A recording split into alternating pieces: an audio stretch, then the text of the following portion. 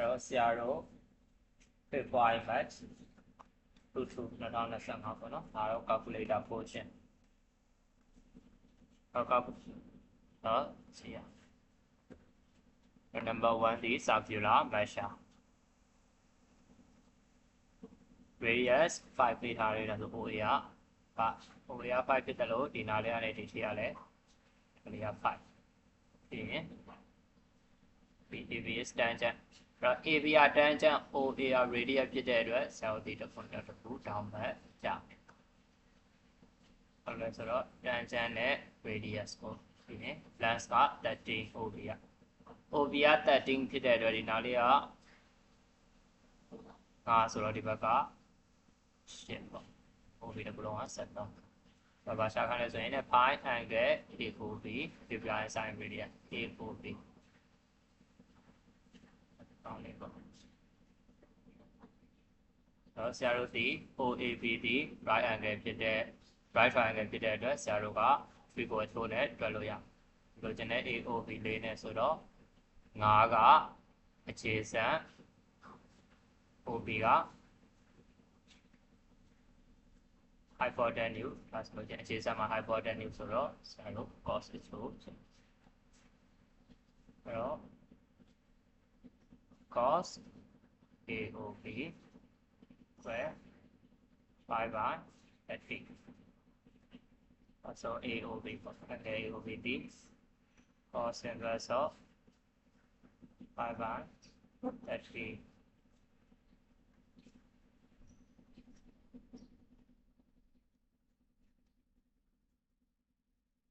67.38ဒါပေမဲ့ဆရာတို့ radian နဲ့ပြမှာဆို radian မဟုတ်ဘူးဒါမှအရေးကြီးတယ်ဆရာတို့ circular measure ဆိုရင် radian မဟုတ်နဲ့ 1.176 ဆိုတော့ 1.8 ဆရာတို့ဒီဘာမှပြောမထားရင် significant ပြပါတော့ခုဆို AOB ရပါ perimeter of shader ဆိုတော့ဆရာတို့ shader လေးကိုတစ်ချက်ကြည့်လိုက်မယ်ဆိုရင်ဒီကောင်လေးရယ်ပြီးအနားရယ်ပြီးရင်AB ရဲ့ပေါ့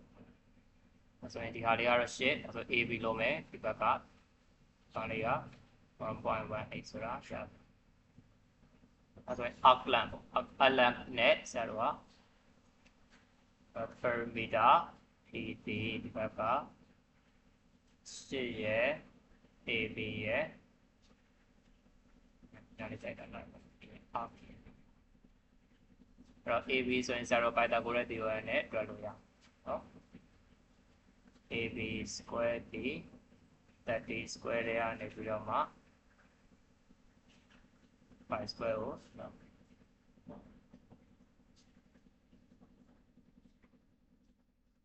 AB ကိုနော် square root of B square minus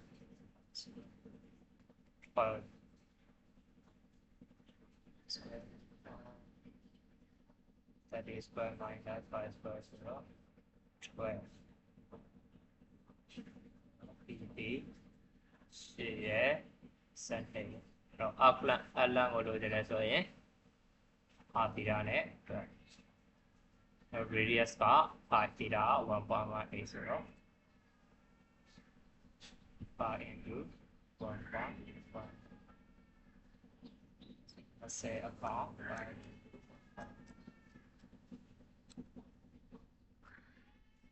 25.9 centimeter. Area of shaded ဒါဆိုဆရာတို့ပုံလေးကိုပြန်သွားတယ်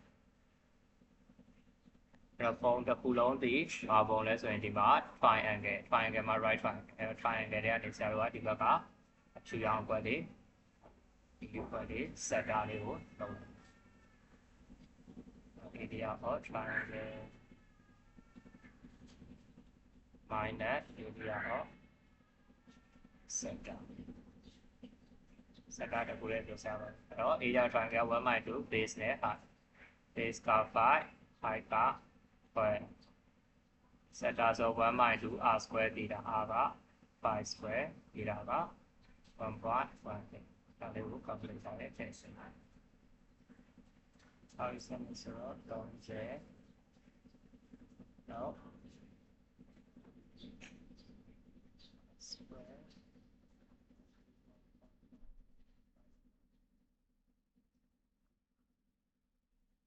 by 2 bar omega second theta square.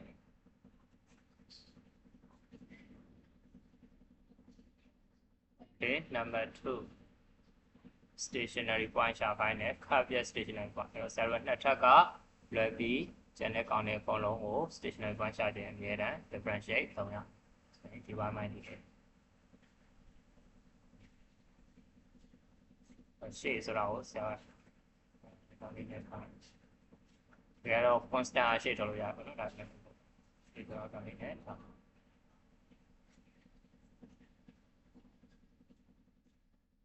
ရှေ့နာနောက်ရှေ့အပေါင်းနောက်နာရှေ့ရှေ့နာဆိုတော့ 1 by 2 3 minus 2x ကိုနောက်ကိုရှေ့လိုက်တော့ 2 into x plus 2ထဲတဲ့ပြန်ရှေ့တော့1နောက်နာဆိုတော့ x plus 2 the whole square ကိုရှေ့တော့ 1 by 2ကတော့ 1 by 2 3 minus 2x ကိုရှေ့တော့ minusဒါတော့ရင်ဒီမှာ2နဲ့2နဲ့ cancel ပြတော့ဆိုတော့ဝင်ပြ 3x plus 6 minus 2x squared minus 4x 1 minus 1ဆိုတော့ minus ရှေ့ပိနဲ့ထက်ရှေ့နောက်မြောက်ခြင်းရဲ့နှစနောက်ပိနဲ့ထက်ပေါင်းနေရဲ့ရှေ့ရလက္ခဏာဆိုတော့ minus 2 minus ဆိုတော့ minus 2x squaredဒီလေယာရှေ့ဆိုတော့ minus 5x 6လေးဆိုတော့okay for stationary zero stationary ဆိုလို့ရှိရင်ဒီ y minus dx ကို0နဲ့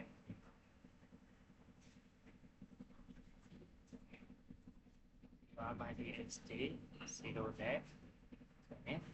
minus 3a square minus 5a plus 2b and b3 square plus 5a minus 2 square 0 so we say that 3 up net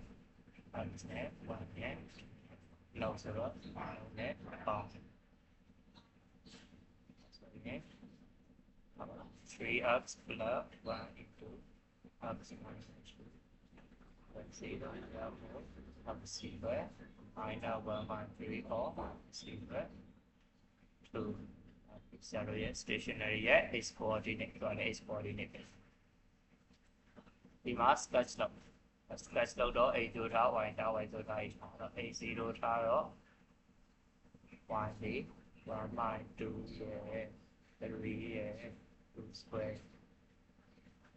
ဒီတော့ဆက်နေဆိုတော့6ဆိုတော့ y 0ထားတော့ h ကဒါလေးကို0နဲ့ညီဆိုတော့ 3 by 2 ဆိုတော့ minus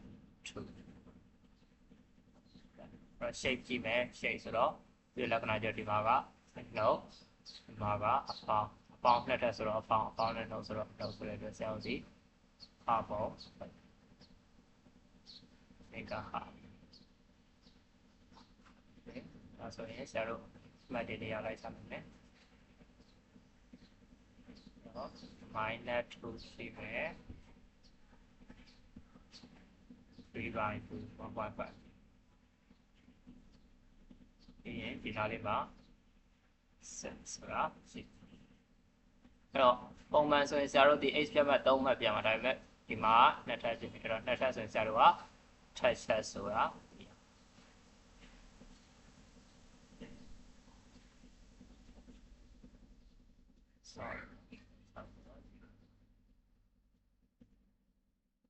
ပုံလေးပြီးတာ1 by 2 x plus 2 the whole square ဆိုပုံအောင်လည်းပြည့်စုံပါ Find the values of k for which the equation of 3 minus 2x is k အဲ့တော့ equation ဟိုဘက်ဒီဘက်ကို y နဲ့ညီတော့ဒါ y အတွက် y အတွက် k y ဘယ်လောက်မှရှိမလဲပေါ့အဲ့တော့သူက3 real and distant root 3ခုထွက်ရမှာအဲ့တော့ဆရာတို့ဒီကြားရဲဆိုရင်ဒီနဲ့3ခုဒီတန်းနားလေးဆိုရင်2ခုဒီအောက်ဆိုရင်2ခုဆိုတော့ကြားရဲပေါ့တဲကြားရဲလဲဆိုရင် ဒါဒီနောက်ဆုံးမီနီမမ်နဲ့ဒီအပေါ်ဆုံး maximum ရဲ့ကြားထဲအဲ့ဆိုဒီအမှတ်လေးတွေလိုမှာပေါ့ဒါတော့ရှင်းတယ်0အဲ့တော့ဒီအမှတ်လုံးမယ်ဒီအမှတ်ဒီဆရာတို့ရှိခဲ့တာဒီနော်1/3 1 တက်နော်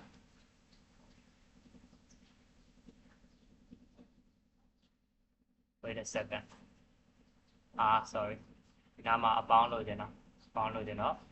လက္ခဏာအပေါ်နဲ့ရောက်သွားပေါင်းနဲ့နော်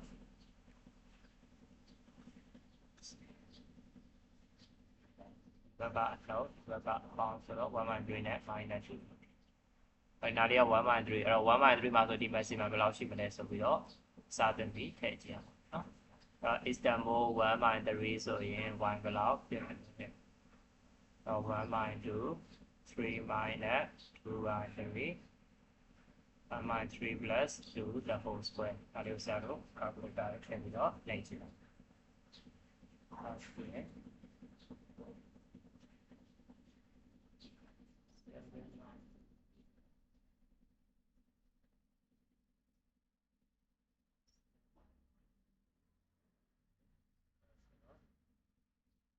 7.35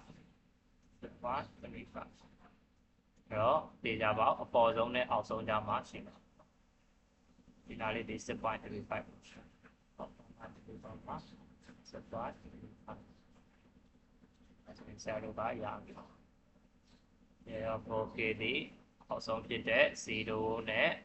7.35 ကြားညီလို့မရဘူးဘာလို့လဲဆိုဆရာတို့ညီတဲ့အခြေအနေဆိုတာဒီအဖြေကတစ်ခုပဲတွေ့တာဟုတ်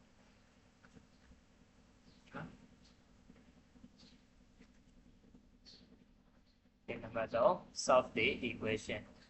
set x power 3/5 x power အဲ့ဒီကပုံစံတွေကအဲ့လောက်တော့မခက်ဘူးဘာလဲဆိုတော့အပေါ်နဲ့အောက်ကိုညီရင်အဲ့ဒါကိုဒီလိုထားလိုက်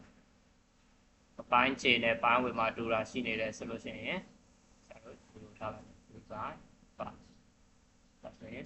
cu plus 1 equal square by 2အဲ့ဒီနဲ့နှစ်ပတ်စလုံးပြောင်းလိုက်တော့ cu square plus u equal square when I like that say u square plus u minus equal 0 so finally set in and they don't finally set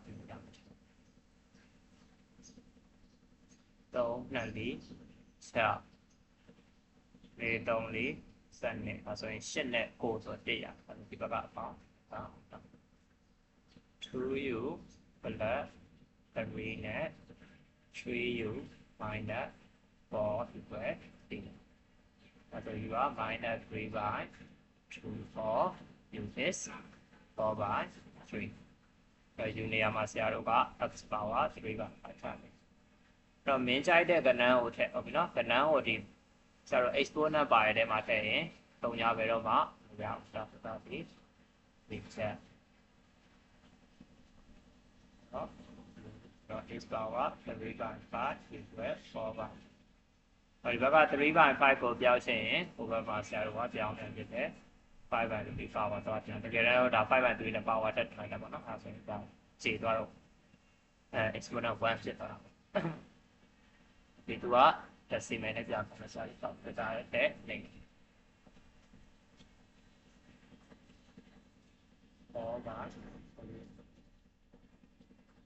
power 1.75 so đó chúng ta mang tổng số 1.62 cái number lên rồi thì permutation combination phong xạ để cộng số tôi nhà để phong xạ a team or 10 player is to be chosen from 50 players và số lời đấy 50 c and 5 trong 10 là số sao đủ duy đó thì sao let's see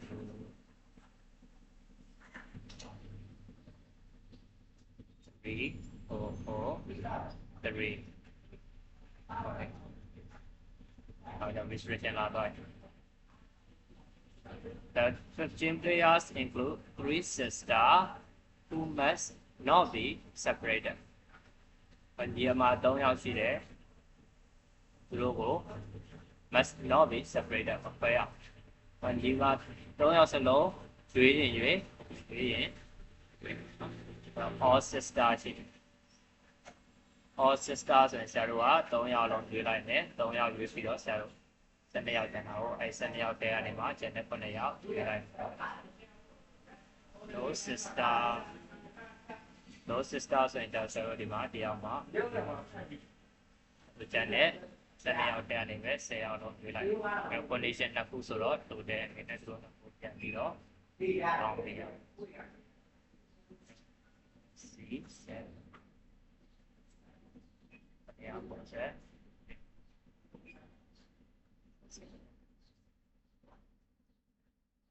What's that? Stop.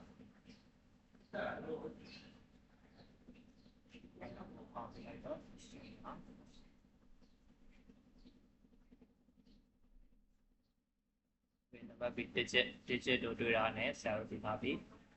permutation ပုံစံအဲ့တော့0 to 9အဲ့တော့0ပါတဲ့ပုံစံအဲ့ဆိုလဲသိထားမယ်ဘာလို့လဲ0 0နဲ့စလို့မရဘူး 6 digit okay if the 6 digit number is even ဆိုရင်ဒီကြပါဆရာတို့ဘာနဲ့ဆုံးတာလဲဆိုရင် and with even ဆိုတဲ့အတွက်ဆရာတို့ဒီ and square even number even နဲ့ဆိုရင်ဒါ even ပါအဲ့ဆရာတို့နောက်ဆုံး less မှာ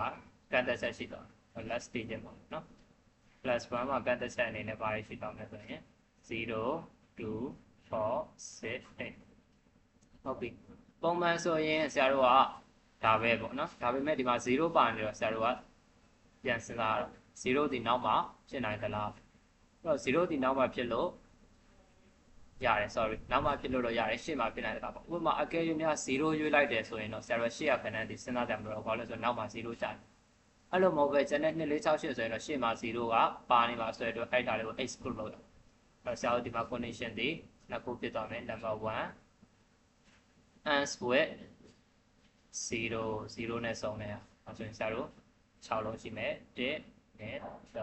4 5 6နောက်ဆုံးအလုံးက0ဒါဆိုရှေ့5လုံးပဲစဉ်းစားကြရလို့တော့နော်0ကမလို့တော့ဒါဆိုရင်ဒီ case ဒီ 9b ဟာဟုတ်ပြီ number 2ကြတော့ and with others ဆိုတော့ဆရာတို့ကဒီနောက်ဆုံးနေရာမှာ2 4 6 8ဟုတ်ပြီနောက်ဆုံးနေရာမှာ2 4 6 8ဆိုတော့1 2 3 4လုံးပေါ့ copy 1လို့လည်းပြောပြတယ်ဟုတ်ပြီဒါပေမဲ့ဆရာတို့ဒီနောက်ဆုံးမှာ0ပါလားဆိုတော့မပါဘူးဒါဆိုရှေ့ဆုံးမှာ0ပါနိုင်သွားပြီဒါဆိုရင်ဆရာတို့နေရာကဒီရှေ့မှာပြောထားတယ်သူကရှေ့ဆုံးမှာ0မဖြစ်ရဘူးဆိုဆရာတို့ဒီနောက်မှာတစ်လုံးရွေးပြီးသွားပြီဒီမှာကျတော့ဆရာတို့က0က exclude လုပ်ရတာဟုတ် exclude 0ဆိုတော့ဒီမှာကျဘယ်နှလုံးပဲကျန်လို့မလဲဆိုရင်8လုံးပဲရွေးစရာကျန်တယ် 8b 1ကွန်ပျူတာဆိုရှေ့တစ်လုံးနောက်တစ်လုံးရွေးပြီးတော့ဆရာတို့က10လုံးနဲ့ကနေ8လုံးကျန်တယ်ဒါတဲ့နေရာ4နေရာတော့သူကပုံစံကတော့ရွယ်တယ်လို့နဲ့အဲ့လောက်တော့ negotiation တော့ပြန်ရှောက်တော့9ပြီပါပြန်9တင်20 okay ဒီ 8b1 4b1 ဆိုတော့8နဲ့4ဒီရင် 8b 40ပါရင်delete ထားမယ်အားတော့6 6ရတယ်ဒီမှာတင်20အဲ့တော့6 8 6 8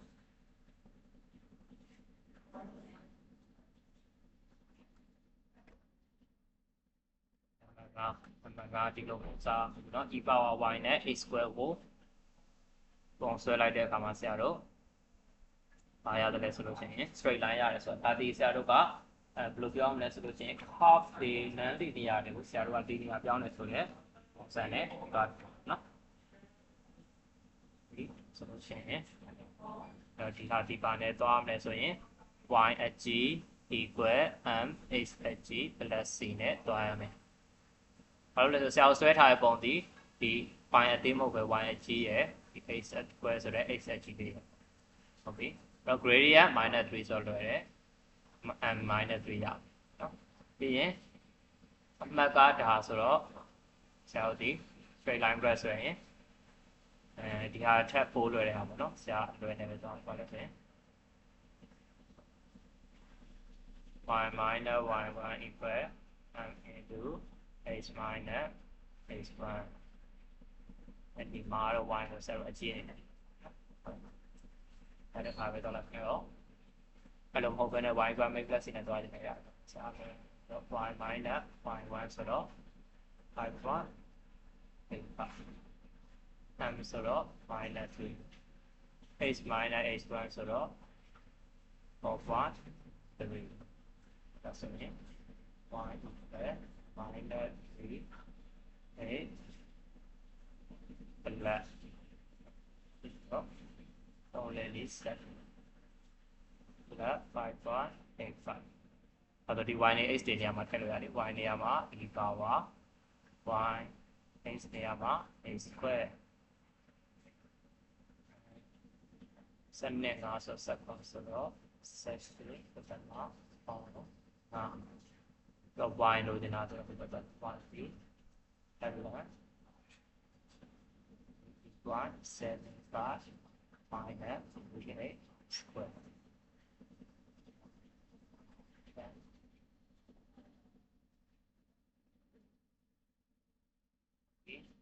we find the value of h for which y exit from y exit ဆိုတော့ y ဒီပါ function နဲ့ပြရအောင် y က ln function ဒီ exit when the argument is greater than 0 80.75 minus 3h squared be greater than 0 minus 3h squared greater than minus 80.75 also in h squared less than 80.75 follow there so the negative inequality မှာနှုတ်နဲ့ပြောင်းရင်ဘယ်ခဏပြောင်းဒါဆိုရင် h တန်ဖိုးလေးအရင်စလိုက်ပေါ့ plus or minus square root of 80% square root of 87 ဆိုတော့ 4.33 ဟုတ်ပြီအဲ့တော့ less than ဖြစ်တဲ့အတွက်နှစ်ခုကြားထည့်ရဖို့ minus 4.33 နဲ့ 4.33 ရဲ့ကြား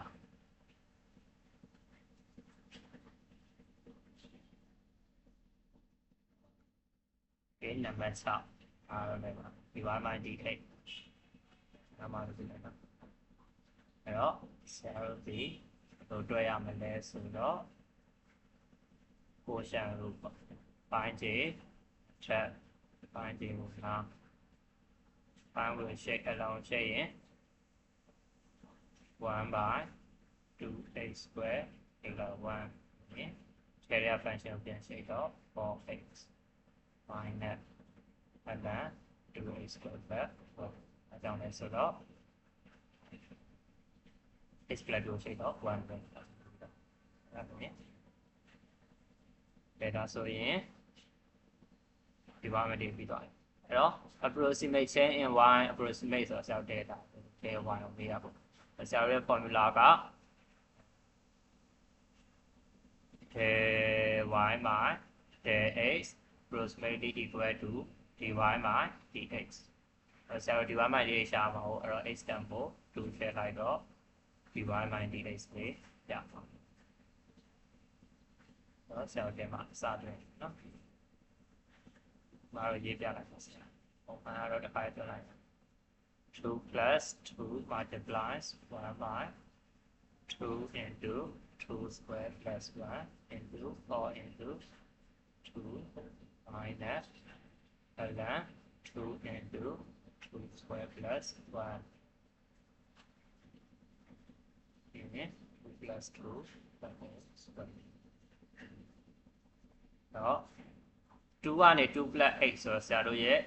x ပြောင်းသွားတာလေးဒီ h ပြောင်းတော့ဒီနော် 1 first ready to clean အဲ့ဒါလေးကို calculator ရဲ့ထည့်လိုက်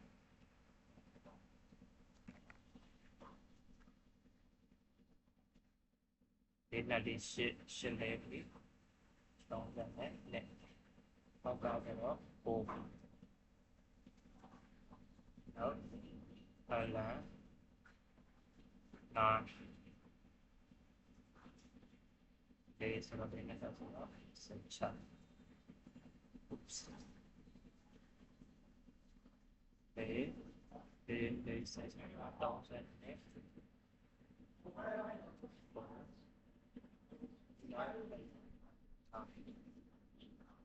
xã sẽ chặt 0.0849 0.0849 0.0849 H ဒီနံပါတ် C ကကြတော့ unit per second rate လို့ဆိုတာဒီဇာတို့ကဒီ a ပိုင်း dt dy မှာဒီကတော့ y ဆိုတဲ့အတွက် dy မှာ dt corresponding rate of change in h ဆိုတော့ dh by dt h တမို့2h တမို့2ဆိုတော့ dy မှာ d က 0.0849 ရမယ်ဆိုတော့ဇာတို့လိုချင်တာ equation လေးရင်ကြည့်ပေါ့ dy မှာ dt equal dy မှာ dh multiply dh by dt လိုချင်တာက dh by dt ဖြစ်တဲ့အတွက် equation ကိုပဲရွှေ့ dy by dt ကို divided by dy by dh အဲ့ဆိုရင် 0.4 ကိုစမ်းမယ် 0.0849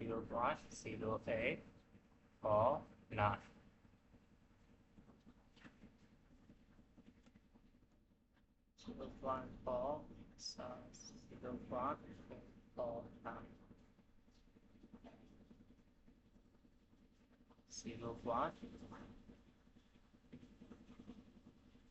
0.471 ပြောတဲ့ရင် unit per second လို့second လို့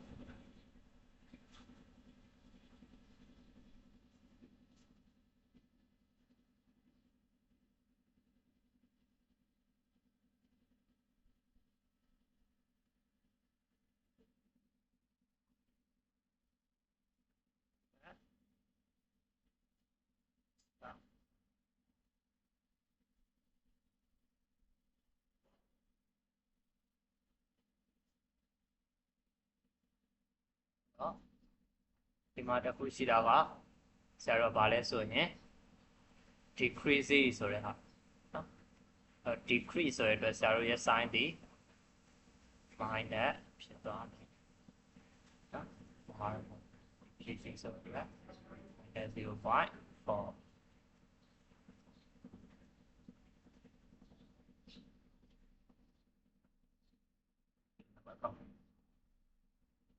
It is given that for a function ပေးထားတယ် g of a function ပေးထားတယ်အဲ့တော့ find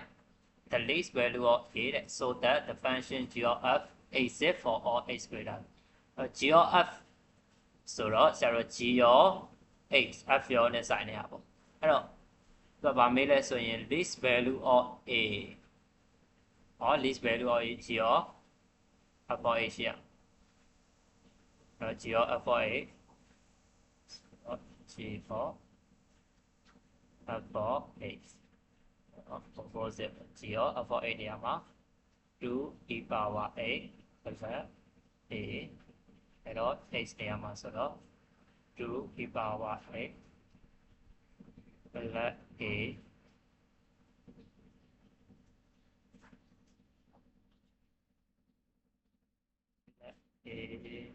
minus 1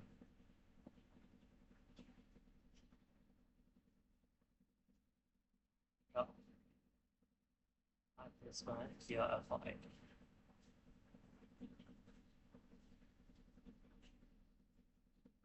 exit ဖြစ်ရမယ်ဆိုရင်သူသိပါလို့ရမယ်ဆိုရင်0ထက်ကြည့်ရနော်အဲ့တော့ 2e power a plus a minus 1 greater than 0 equal ဘာဖြစ်ရအောင်ဟုတ်ပြီအဲ့တော့ h တန်မို့က0ပါအဲ့တော့ h တန်မို့ဆိုတော့ဆရာတို့ 2e power 0ဆိုတော့ 2 plus a minus 1 greater than equal 0ဆိုတော့ a greater than equal ဘာတော့minus 1 so minus 1 now a ဒီ minus 1 equator line တွေပဲဟုတ်တယ်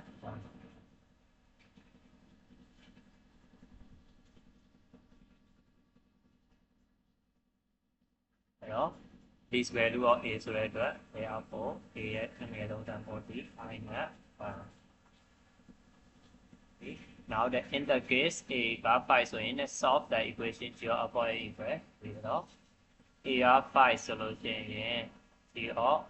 of for 8ဒီလောက်ရအောင်ဒါ a နေရာ5ဆိုတော့ square root of 2 e power 8 plus 40 5ဆိုတော့ငါထုတ်ပြီးပြင်လိုက်ပြီ3တော့ square root ပြောချင်တော့တစ်ပတ်စလုံးကို square တင်တော့ square တင်တော့9တော့ e power hd ကိုရလေးထုတ်တော့5ကိုဒါ hd ကဟိုဘက်ပို့တော့လမ်း1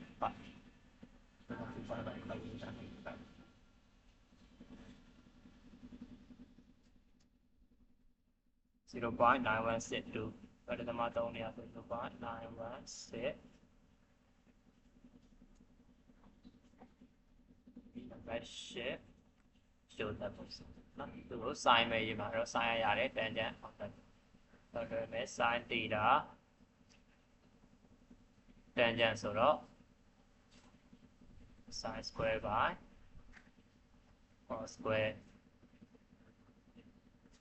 bien 1 plus tangent số đó secant square အဲ့တော့ sin 2 theta by cos square theta တော့ပိုင်းကိန်းစားဆိုရင်ပြောင်းပြန်လည်ပြောင်းတော့1 by secant square ဆိုတော့အပေါ်ရောက်သွားတော့ cos square theta ဆရာတို့ sin 2 theta တော့ဘာတွေကိုသုံးသွားသလဲဒါတော့မသုံးပါဘူးเนาะအဲ့တော့ secant square theta ဆိုတာဒီ1 by cos square theta ကိုသုံးမယ်1 plus tangent square theta ဆိုတာဒီ secant square theta ဆိုတာကိုသုံးမယ် tangent square theta ဆိုတာဒီ sin square theta by cos square theta ဆိုတာသုံးဆက်ရတော့ဒီမှာဆိုရင်လည်းထားသည်ဟန့်ဆိုရင်ဆိုတော့အပေါ်နဲ့စမှာပေါ့နော် sin tan 1 plus tan sin tan 1 plus tan ဒါဆိုအတူတူပဲအဲ့တော့ sin 2 theta ဒီနေရာမှာတော့ theta အစား 38 ဖြစ်သွားတယ်အဲ့တော့ sin 2 38d ဆရာတို့ဘယ်လောက်လဲဆို1 by 8အဲ့ဆို sin 38d 2 root of 1 by 8ဒီလိုချင်တာ38 equal sin inverse of 2 root of 1 by 8ဟော2 root of 1 by 8ဆိုတော့ဆက်လက်3တက်တာ1 by 2เนาะဒီမှာဆရာတို့က18 x အတွက်18ဆိုဆရာတို့က3နဲ့ပြောင်းမယ်940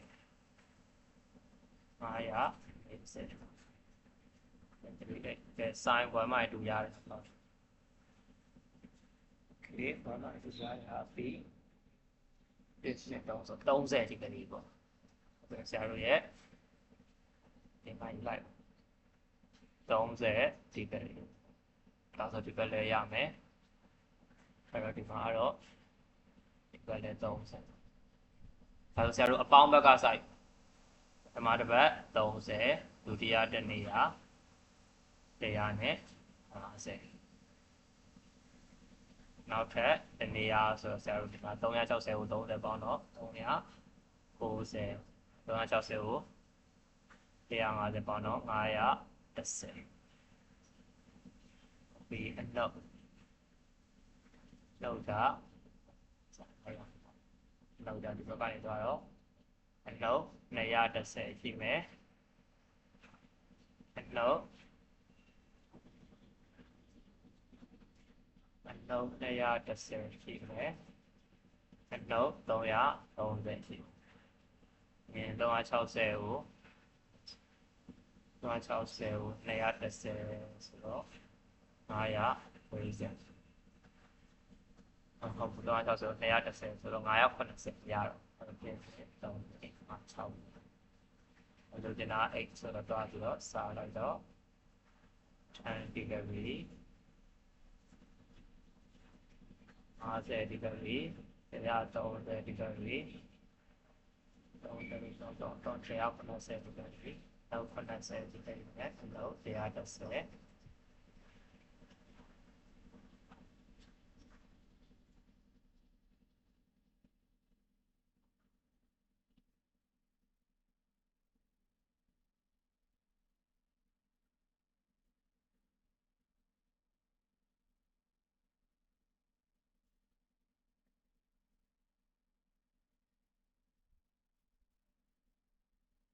ဒီအဖြစ်နဲ့ပုံရရင်စာရုပ်ဒီ5ပတ်ဖြစ်ရအောင်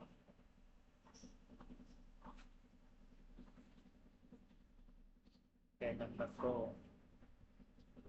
In this question, all lengths are in meters and half is in second. By all, zero kinematic. If I get B moves in a straight line such that the second capacity to power is given as. Let's go beta there. Okay. Instantaneous arrest. Mean line in the V0. V0 so as VD ds by dt by V0 next. ds by dt shape along shape dot 1 minus 5 by 2t plus 1 2 shape dot 2 minus 5 by 0 10 by 2t plus 1 equal now we should go back 2t plus 1 divided by 2 td 1 by 2 second 1 by 2 second မှာ 2 direction လေးပြောင်းသွား okay အဲ့တော့ distance b travel between t0 နဲ့ t2 t0 နဲ့ t2 ဆိုပေမဲ့ဆရာတို့က0ကနေ 2ကိုတန်းသွားတာလားဆိုတော့မဟုတ်ဘူး t1 by 2မှာပြောင်းသွားအဲ့တော့ t0 ဆိုရင်တော့ theta ပေါက် s က0ပေါ့ဒါပေမဲ့ t2 ကိုတန်းမသွားဘူးဒါထဲမှာ1 by 2ခံတယ် t2 ကိုသွား1 by 2 1 by 2ဆိုတော့ဆရာတို့ 5 ln 2 minus 5 ln 2 minus 5 by 2 2ထဲရင်ကြတော့နှစ်ထဲ5 ln 5 minus 10 5 ln 5 minus 10ဆိုတော့ပုံရဆွဲတယ်အဲ့တော့ 5 ln 2 minus 5 by 2ဆိုတော့ 0.96 ဆရာနောက်ဆုံးအဖြစ်မရောက်သေးတဲ့အတွက်ဆရာ၄လုံးလောက်ပဲ96573ဆိုတော့57ပြီးရင်5 ln 5 minus 10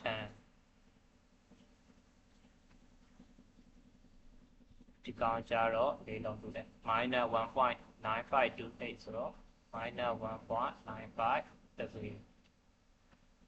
ပြီးဒါဆိုရင်ဆရာတို့သွားမယ်နော်အကြီးဆုံးဒီဟာဆိုတော့ဘယ်လိုလဲစားဆိုဒါက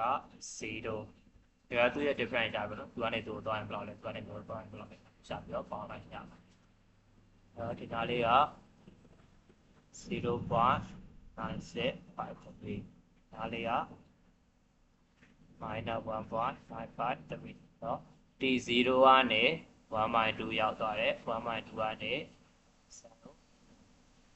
ဒါ t0 မှာရောက်တယ် t1/2 မှာရောက်တယ် t2 မှာရောက်တယ်အဲဒါသူရဲ့ distance လေးကိုတွက်မယ်ဆိုရင်ဒီကနေ t အထိเนาะ distance အဲ့တော့ 0.965 ပေါင်းအဲ့တော့ဒီကနေ dt ဆိုဆရာတို့ -1. difference ဆိုခြားနာချက်ပေါ့နှုတ်လိုက်ပေါ့နော်အနှုတ်ဆိုဆရာတို့ပေါင်းဖြစ်တာ 1.95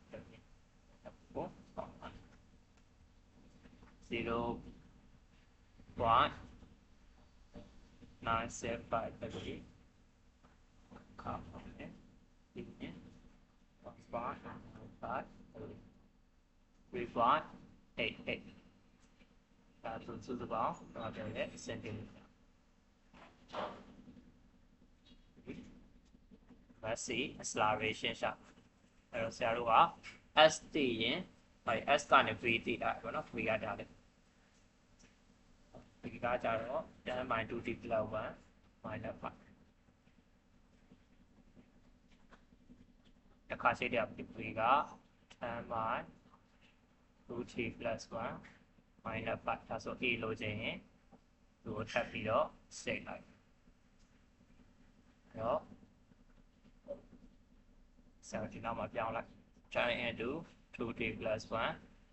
power minus 1ဒီတော့ငါစဉ်းစားလိုက် power ရှိကြ power လေးရှော့ဆိုတော့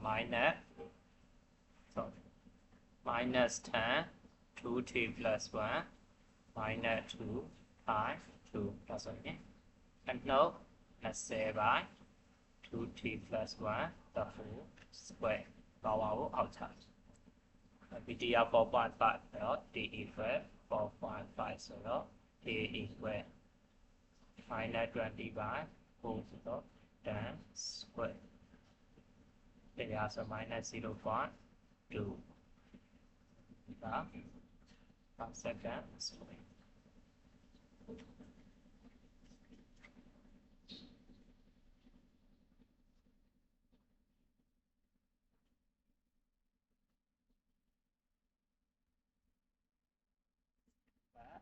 say expansion binary expansion တော့တွေ့ရမယ်ဒီကောင်ကို4တက်ကောင်က3တက်အဲ့တော့ဆရာတို့ဘယ်လိုပတ်လို့ရအောင်1 2 1 3 3 1 4 6 4 1နဲ့ခွဲလိုက်နော်ဒါတော့သဘောပါတော့ ax minus 2 power 4ကိုခွဲလိုက်မယ်အဲ့တော့သူကဘယ်နှထပ်ထိလဲပထမ3လုံးဆိုဆရာတို့ဒီမှာလည်းပထမ3လုံးတော့ပထမလုံး4ချက်ပြီးရင်4လာမယ်ပြီးရင် AX ကတစ်ထပ်ရောက်သွားမယ်နောက်ကတစ်ထပ်ပြီးရင်6လာမယ် AX ကတစ်ထပ်ရောက်သွားမယ် minus 2ကတစ်ထပ်လို့သွားမယ်တော့ပြီဆိုတော့ပထမ3လုံးပဲဟောလဲဆိုဒီ3လုံးဒီ3လုံးပြရင်တော့အများကြီးရအောင်တော့1 plus b က x 3တက်ဒါဆိုရင်1 3တက်ပေါင်းရောက်ပေါ်ရင်ဒီ3လာမယ်ဒီအဲ့ဒီကနှစ်ထပ်လို့တော့ဒီကအဲ့ရောက်ပေါ်ရင်ဒီ3ပဲလာမယ်ဒီကလို့တော့ဒီကအဲ့ချက်အဲ့တော့တို့နှစ်ခုကိုမြောက်တာa minus 2 power 4နဲ့1 plus b က8 power 2ကိုမြောက်တာရောA4 H4 ရဲ့ minus 8A2 H2 ရဲ့ plus 24 A square H square ရဲ့နောက်ကမြောက်တာရဲ့1 plus 3B by H plus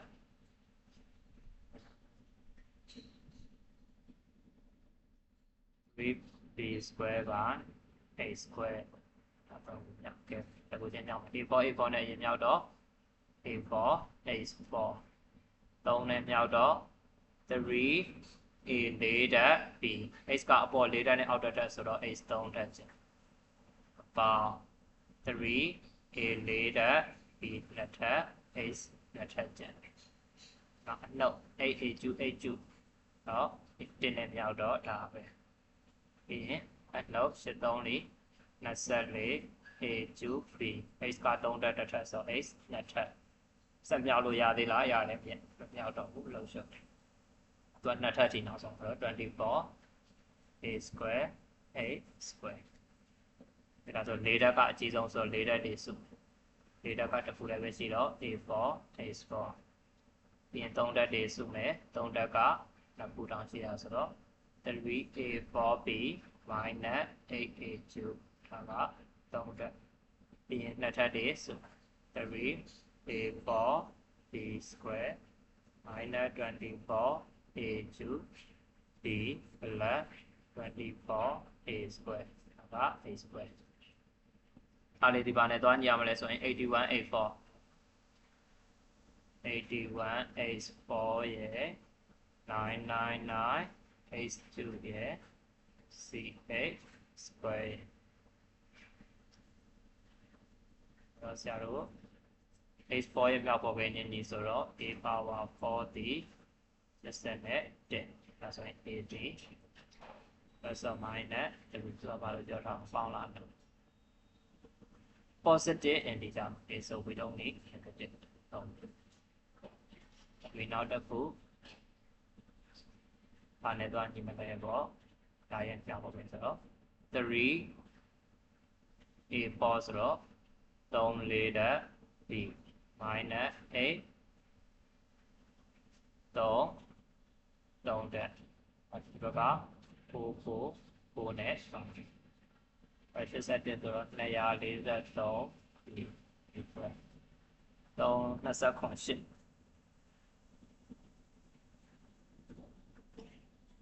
328999အပေါင်း29နဲ့33လောက်က29နဲ့ပြောင်းတယ်1နဲ့1ပါ1နဲ့1 5ကို243နဲ့တော့ဆောင်တော့5ပြပါအဲ့ဒါပြရမယ်အဲ့ဒါပြီးတော့ c ကိုရှင်းရတယ် c ဒီ 3a power b square ဆိုတော့3 3 4တဲ့5နဲ့ထက်အဲ့တော့24 3တဲ့5ပါ24 3နဲ့ထက်နော်3 5တဲ့5နဲ့ထက်5တဲ့ရောက်5နဲ့ထက်ဒီတော့24ရောက်3တဲ့5ပေါင်း24နဲ့3နဲ့ထက်3ည5တက်ဒါက ABC ရဲ့တန်ဖိုးမှတ်10မှတ်နော်ခက်လားဆိုတော့ဘယ်လောက်မခက်ဘူးဒါကြောင့်ကလန်းနေများလို့ရှုပ်သွားတယ်ပါညာနဲ့ဖြစ်နေမှာဆို Okay နံပါတ်16နော် solve the equation ဆိုကြောက်ပိုင်းရှာမှာတော့ cotangent equation နဲ့မှာမတူဆိုတော့ tangent အနေနဲ့ပြောင်းလိုက်မယ် tangent y plus 1.5 tangent ဆိုတာပြောင်းပြန်လည်ထားတော့ဒီနောက်ကိုမဆိုရပြီလေ y plus 1.5 ဒီ tangent inverse of 1/3 tangent inverse of 1/3 အဲ့တော့ y plus 5ကိုယူလို့ထားတယ်လို့ရှင်းပါစို့နော်အဲ့တော့ u ဒီ tangent inverse of 1/3 အဲ့တော့ဆရာတို့ဒီမှာဘာနဲ့တောင်းလဲဆိုရင် degree နဲ့တောင်းနော်0 to 6အဲ့တော့ရမလို့ 1.5 လိုက်ပေါင်းလိုက်ပေါ့ 1.5 ရဲ့ y plus 1.5 ရဲ့ 7.5 အဲ့တော့ပုံဆွဲတာတွေ့အောင် degree ပြောင်းရင် y ဒီပိုင်းပိုင်းနဲ့ညဘာပဲဒီရ 1.5 into 8 ဒီပိုင်းပါ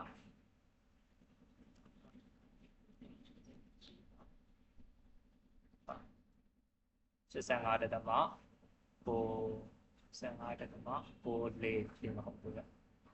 ဒါရှိဘူး 7.5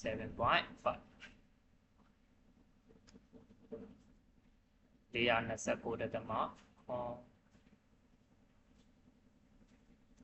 ဆိုပြီးတော့ဒီမှာ tangent inverse ကိုနှိပ်တဲ့က degree ပြောင်းပြီးတော့ပြန်တော့ tangent inverse 1တက်18တက်မှာ4တော့ဆိုတော့နောက်ဆုံးအပြည့်မရောက်သေးတဲ့အတွက်ဒီကဆိုရင်ဆရာတို့ပုံဆွဲလိုက် tangent ဆိုတော့ all sin tan ပေါ့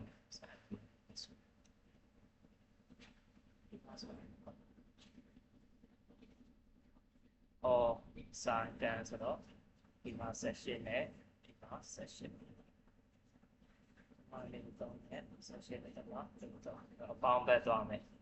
အဲတော့ပထမတစ်ဝက်ဒုတိယတစ်ဝက်ကြ180နဲ့ပါတယ်တက်ပါတယ်ဆိုတော့198တက်မှာ4 3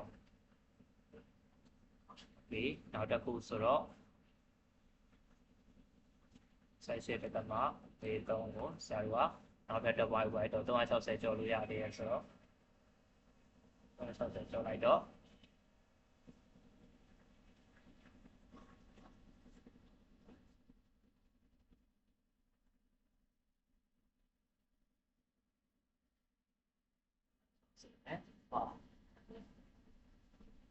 388တက်တမ4တော့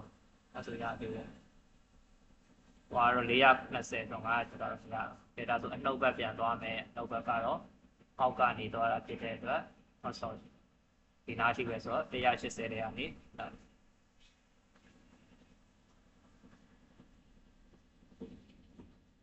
160ပြည့်ဆိုတော့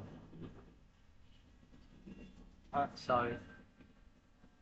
တော့အနှုတ်ကမပါဘူးနော်ဆရာအနှုတ်အဲ့တော့ဒီဆက်တမလေးတွေကလည်း30ပါမယ်နော်ဒီကပါဆိုတော့ဒီကလည်း30ပါအဲ့တော့ဒီနေရာကျ1 plus 1.5အဲ့တော့ဆရာတို့ကဒါတွေက degree တွေအဲ့တော့ဆရာတို့ radian ပြန်ပြောင်းနော်190တက်တမ43ပြောင်းပြန်5 180နဲ့ပြန်3.4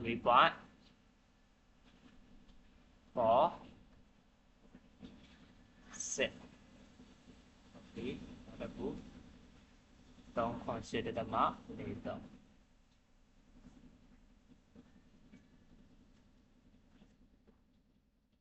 4310.60အဲ့လိုတင်တဲ့ y ဆိုတော့သွားထားပါ